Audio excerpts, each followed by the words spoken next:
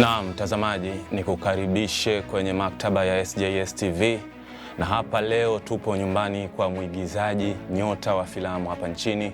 Tutakwenda kumsikia safari yake rasmi katika filamu ilianzia wapi na nini anafanya kwa sasa. Na safari yako katika filamu ilianzia wapi, lakini tuanze kwa kukutambua kwa majina. Unaitwa nani?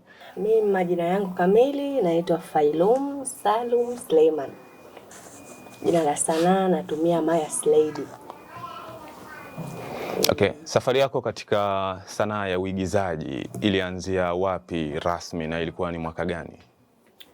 Sanaa ya uigizaji nimeanza muda tangia nasoma, nadhani kwenye mwaka 2012 ndio nilianza sanaa na nilikuwa niko form 4. Ni nani alikuwa mtu wa kwanza kugundua kipaji au talanta ulionayo kwenye uigizaji? Ni shule. Shule? Ya, kwenye zile sherehe ilikuwa tunatolewa kwenye kuigiza. Sana nilikuwa nachaguliwa kwenye kuigiza. Wakati ambao ulikuwa unaanza kucheza filamu, matarajio yako yalikuwa ni yapi? Na je, umeweza kutimiza walau nusu au kuyakamilisha kabisa? Matarajio yangu ni mengi, na hata hivyo pia naweza kusema kuwa ni kipaji changu kutoka moyoni. Na tarajio langu kabisa ambalo nalihitaji bado sijatimiza. Kuna filamu yoyote ambayo umewahi kucheza ukiwa kama main character, kwa maana ya mhusika mkuu katika filamu hiyo? Yeah. Filamu ipi hiyo? Kombe. Kombe imechezwa mwaka gani? Kombe imechezwa mwaka 2023 mwishoni. Ni mtu gani alikuwa msaada wako mkubwa sana katika kukufanya wewe sanaa yako ya uigizaji au kipaji chako cha uigizaji kiweze kufika kwa walengwa na sehemu husika ili watu wa jamii waweze kukutambua? Nilikuwa na mwalimu wangu anaitwa Ibra. Huyo ndio mwalimu wangu ambaye alipokijua kipaji changu ndo anakipambania, ndio aliyekuwa anakipambania kipaji changu. Na ndio kila mtu akajua kwamba nina kipaji hicho cha sanaa. Kwa sasa umekuwa ni miongoni mwa nyota ambao wamefahamika sana kupitia Mawio.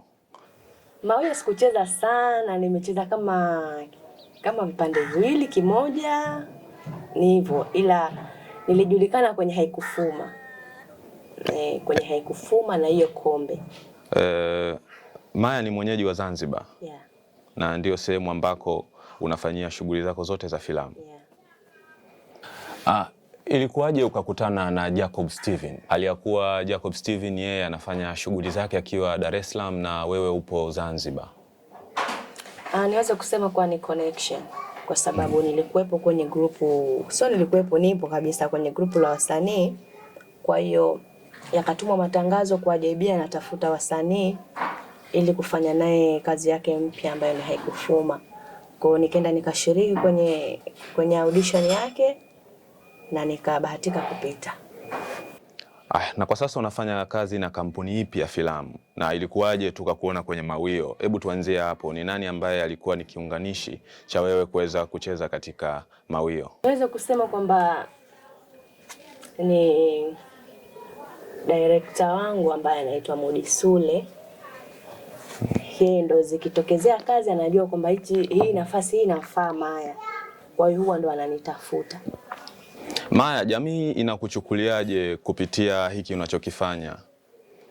Na kwa upande wa familia, je, wanakusapoti katika hiki unachokifanya? Wanaona kwamba ni moja kati ya sehemu ambazo zinaigusa jamii kwa namna moja ama nyingine?